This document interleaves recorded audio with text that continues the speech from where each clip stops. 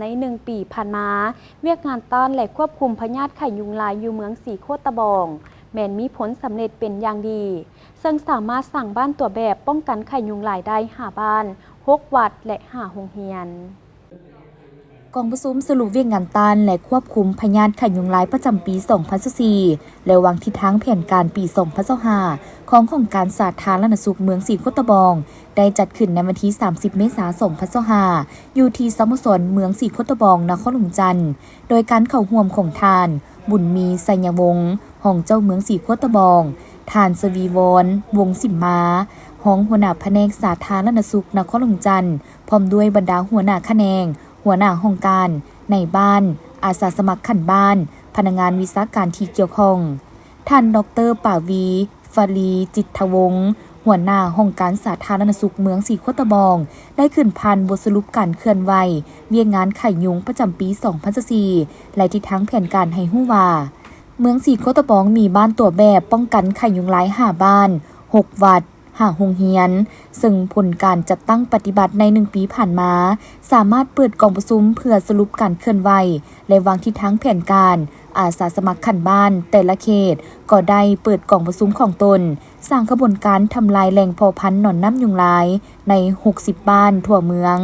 ได้132 เทื่อครั้งมีผู้เข้าร่วม 1,900 กว่าคนลงสำรวจหลังคาเฮือนได้ 15,207 หลังคาเฮือนพบหนอนน้ำยุงลาย249 หลังคาเฮือนสำรวจภาชนะทั้งหมด 35,371 ภาชนะพบหนอนน้ำในภาชนะ424 อันและได้ให้สุขศึกษากับที่ 15,207 ครอบครัวมีผู้เลี้ยงปลาหางนกยุง 3,266 ครอบครัวมีอ่างเลี้ยงปลา 4,612 อ่างได้พ่นยาฆ่ายุงตัวแก่ยาฆ่าหนอนน้ำให้บรรดาบ้านในนั้นมีคนเจ็บเป็นไข้ยุงลาย 1,341 คนบ่มีผู้เสียชีวิตใน1 ปีผ่านมาพนักงานแพทย์หมอองค์การปกครองเมืองบ้านสาวหนุ่มแม่หญิงแนวโฮมอาสาสมัครขันบ้านอาสาสมัครน้องนักเรียนได้พร้อมกันปลุกระดมให้ประชาชนเป็นเจ้าการและมีส่วนร่วมในการป้องกันทำลายแหล่งเพาะพันธุ์หนอนน้ำยุงลายเข้าร่วมสร้างขบวนการต่างๆและปฏิบัติหาปออย่างเข้มงวดแต่ก็ยังมีสิ่งท้าทายในการจัดตั้งปฏิบัติเป็นต้น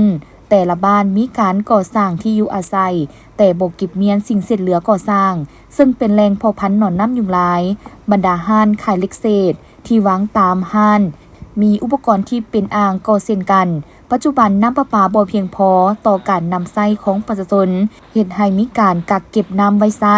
แต่บ่ปิดภาชนะประชาชนจำนวนหนึ่งยังบ่เป็นเจ้าการและถือเบาต่อพยาธิดังกล่าวสำหรับทิศทางในต่อหน้าแม่นจะสืบต่อจัดกองประชุมปรึกษาหารือวิธีการป้องกันและสกัดกั้นพยาธิไข้ยุงลายสืบต่อสร้างบ้านวัดและโรงเรียนตัวแบบสร้างกระบวนการทำลายแหล่งเพาะพันธุ์ให้เป็นปกติต่อเนื่องสืบต่อลงให้สุขศึกษาคงที่และเคลื่อนที่โฆษณาสืบต่อลงสำรวจหนอนน้ำยุงลายในบ้านเป้าหมายและกลุ่มบ้านที่มีกรณีรายงานสืบต่อลงพ่นยาฆ่ายุงตัวแก่ให้บ้านที่มีกรณีและกลุ่มเสี่ยงสืบต่ออบรมให้อาสาสมัครและดมให้ประชาชนเลี้ยงปลาหางนกยุงให้หลายขึ้นและอื่นๆในกองประชุมยังได้รับฟังการประกอบคำคิดคำเห็นในการลงจัดตั้งปฏิบัติตัวจริงของอาสาสมัครแต่ละกลุ่มบ้านจากนั้น